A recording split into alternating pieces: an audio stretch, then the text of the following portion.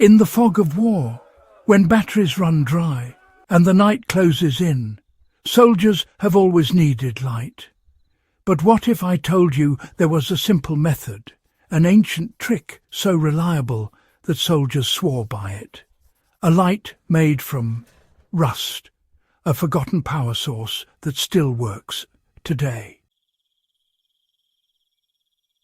The Rust and Vinegar Light Hack soldiers swore by. The forgotten power source that still works. This isn't a myth. It isn't a prank.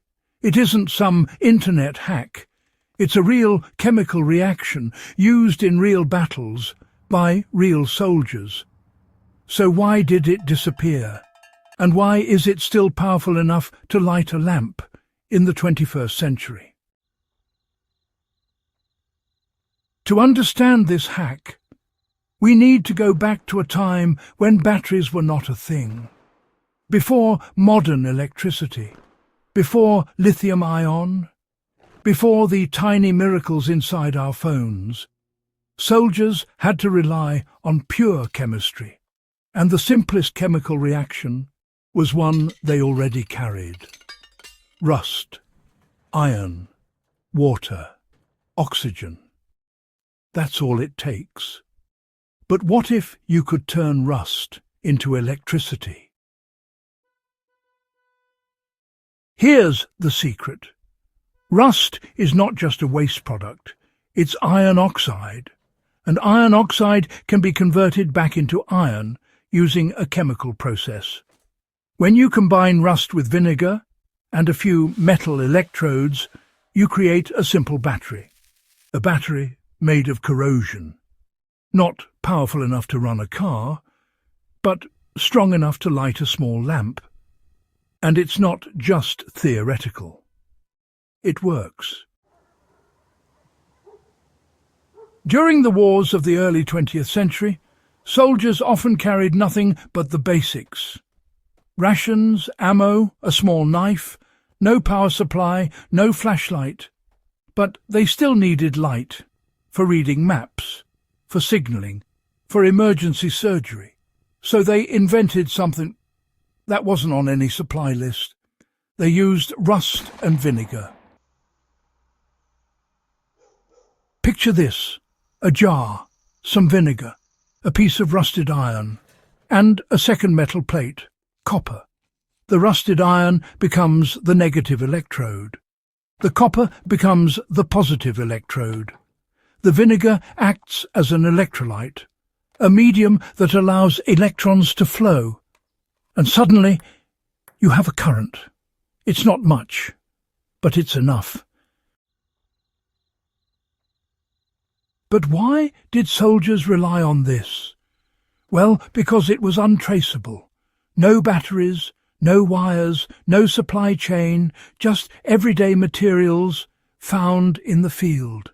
A hidden power source, built from waste. That's why it was so valuable. Modern society forgets how fragile our power is.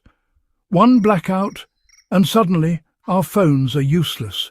But imagine a soldier in the field, or a hiker lost in the woods. They don't need a full battery, they just need light. A small, steady glow. Enough to read a map. Enough to send a signal. That's what the Rust battery offered. So why did this method disappear? Why didn't it become mainstream? Because it was slow. It produced only small amounts of electricity. And it was messy. And because it didn't fit the new narrative. In a world obsessed with efficiency, this was too primitive. So it was quietly buried, like so many forgotten truths. But here's the twist. This old trick still works. Today it's used in emergency science projects, survival kits, and even in some experimental energy research. So why don't we see it everywhere? Because it threatens the illusion of total control. If anyone can make power from rust, then the system isn't as absolute as it wants you to believe. Now, let's be clear. This is not a replacement for modern batteries. It's slow, it's corrosive, it can be dangerous if mishandled, but it's a reminder that the power we take for granted is not magic, it's chemistry. So, next time you see rust, don't just think decay, think potential. Because the forgotten power source soldiers swore by is still here, waiting in the metal you walk past every day, and maybe, just maybe, it's waiting for you to remember.